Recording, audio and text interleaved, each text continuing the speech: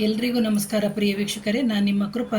ನನ್ನ ಗುರುಪರಂಪರೆ ಯೂಟ್ಯೂಬ್ ಚಾನಲ್ಗೆ ಸ್ವಾಗತ. ಪ್ರಿಯ ವೀಕ್ಷಕರೇ, ಎಷ್ಟೋ ಜನಕ್ಕೆ ಮನಸ್ಸಿನಲ್ಲಿ ಅಂದುಕೊಂಡಂತಹ ಶುಭ ಕಾರ್ಯಗಳು ಆಗದೇ ಇಲ್ಲ. ಅಂತಹ ಸಂದರ್ಭದಲ್ಲಿ ನಾವು ಗಣಪತಿ ದೇವರನ್ನು ಮೊರೆ ಹೋಗ್ಬಿಟ್ಟು ಯಾವ ರೀತಿಯ ಒಂದು ಮಂತ್ರ ಮತ್ತು ಒಂದು ತಂತ್ರದಿಂದ ಗಣಪತಿ ದೇವರಿಗೆ ಬೇಡಿಕೊಂಡು ನಮ್ಮ ಇಷ್ಟಾರ್ಥ ಸಿದ್ಧಿಗಳನ್ನು ನಾವು ಮಾಡ್ಕೊಳ್ಳುವಂಥದ್ದು ಅಂತ ಹೇಳಿಬಿಟ್ಟು, ಮೊದಲಿಗೆ ನೀವೇನು ಮಾಡಬೇಕು ಅಂದರೆ ಸೌತೆಕಾಯಿಯ ಎಲೆ ಅಂತಲೇ ಬರುತ್ತೆ.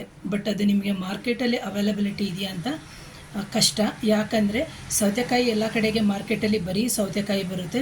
ನೀವು ಇದನ್ನು ಸಂಗ್ರಹಣೆ ಮಾಡಲೇಬೇಕು. ಇದಕ್ಕೆ ಯಾವುದೇ ರೀತಿಯ ಖರ್ಚಿಲ್ಲ. ಬಟ್ ಏನು ಅಂದರೆ ಇದನ್ನು ಸರ್ಚ್ ಮಾಡಬೇಕು ಅಷ್ಟೇನೆ. ಇದು ತುಂಬ ಇಂಪಾರ್ಟೆಂಟ್ ಆಗಿರೋದು. ಸೌತೆಕಾಯಿಯ ಎಲೆಯನ್ನು ನೀವು ತೊಗೊಂಬರಬೇಕು.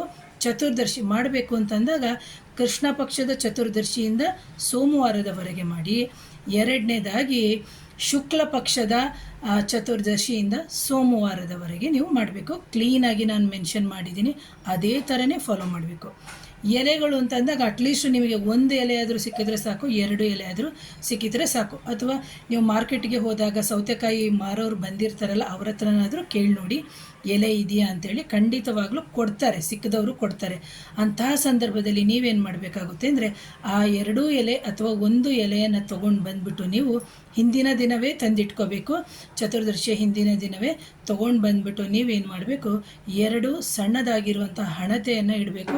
ಅದು ತುಪ್ಪದ ಹಣತೆ ಆಗಿರ್ಬೋದು, ಅಥವಾ ಎಳ್ಳೆಣ್ಣೆ ಹಣತೆ ಆಗಿರ್ಬೋದು, ಅಥವಾ ಕೊಬ್ಬರಿ ಎಣ್ಣೆಯ ಹಣತೆ ಆಗಿರ್ಬೋದು. ಅದನ್ನು ನೀವೇನು ಮಾಡಬೇಕು, ಹಣತೆಯನ್ನು ಶುದ್ಧವಾಗಿ ತೊಳ್ಕೋಬೇಕು. ಅರಿಶಿನ ಕುಂಕುಮವನ್ನು ಇಟ್ಟು ಹಚ್ಚಿ ನಿಮ್ಮ ದೇವತಾ ಕೋಣೆ ಅಂತ ಏನಿದೆ ಆ ದೇವತಾ ಕೋಣೆಯಲ್ಲಿ ಇಟ್ಟು ಪೂಜೆ ಮಾಡಬೇಕು. ಎಲೆಯ ಮೇಲೆ 2 ದೀಪವನ್ನು ಇಡಬೇಕು. ಈಗ ಒಂದು ಎಲೆಯ ಮೇಲೆ 2 ದೀಪವನ್ನು ಇಡಬೇಕು.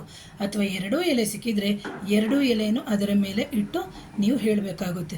ಯಾಕೆಂದರೆ ಈ ಪರಿಹಾರವನ್ನು ಎಷ್ಟೋ ಜನ ವ್ಯಾಪಾರ ಆಗಲ್ಲ ಅಂತ ಸಂದರ್ಭದಲ್ಲೂ ನೀವು ಮಾಡ್ಬೋದು, ಅಥವಾ ಬಿಸ್ನೆಸ್ ಅಟ್ರಾಕ್ಷನ್ ಆಗ್ತಾ ಇಲ್ಲ ಅಂತ ಸಂದರ್ಭದಲ್ಲೂ ನೀವು ಮಾಡ್ಬೋದು. ಇದನ್ನು ಗಣಪತಿ ವಶ್ಯ ಮಂತ್ರ ಆ್ಯಂಡ್ ತಂತ್ರ ಅಂತಲೂ ಹೇಳ್ತೀವಿ. ಇಲ್ಲಿ ಬಂದು ಗಣಪತಿಗೆ ನಾವು ಒಂದು ಸರಳವಾಗಿರುವಂತಹ ಮಂತ್ರವನ್ನು ಹೇಳ್ತೀವಿ. ಆ ಮಂತ್ರ ಯಾವುದು ಅಂದರೆ ಓಂ ಶ್ರೀಂ ಕ್ರೀಂ ಕ್ಲೀಂ ಕ್ಲೌಂ ಘಂ ಗಣಪತಿಯೇ ವರದ ಸರ್ವಜನ ಮೇ ವಶ ಮಾನಾಯ ಸ್ವಾಹ ಅಂತ ಹೇಳಿಬಿಟ್ಟು ದಿನ ಏನು ಮಾಡಬೇಕು, 13 ಬಾರಿ ಜಪಿಸ್ತಾ ಹೋಗಬೇಕು. ಇದರಲ್ಲಿ 108 ಸತಿ ಇಲ್ಲ, 13 ಬಾರಿ ಜಪಿಸ್ತಾ ಹೋಗೋದ್ರಿಂದ ಏನಾಗುತ್ತೆ ಅಂತಂದರೆ ನಿಮ್ಮ ಮನೋಕಾಮನೆಗಳು ಈಡೇರುತ್ತೆ. ಇದು ಯಾವಾಗ ಮಾಡಬೇಕು ಮೇಡಮ್? ಬೆಳಿಗ್ಗೆ 6ರಿಂದ 7 ಗಂಟೆ ಒಳಗಡೆ ಮಾಡಿ.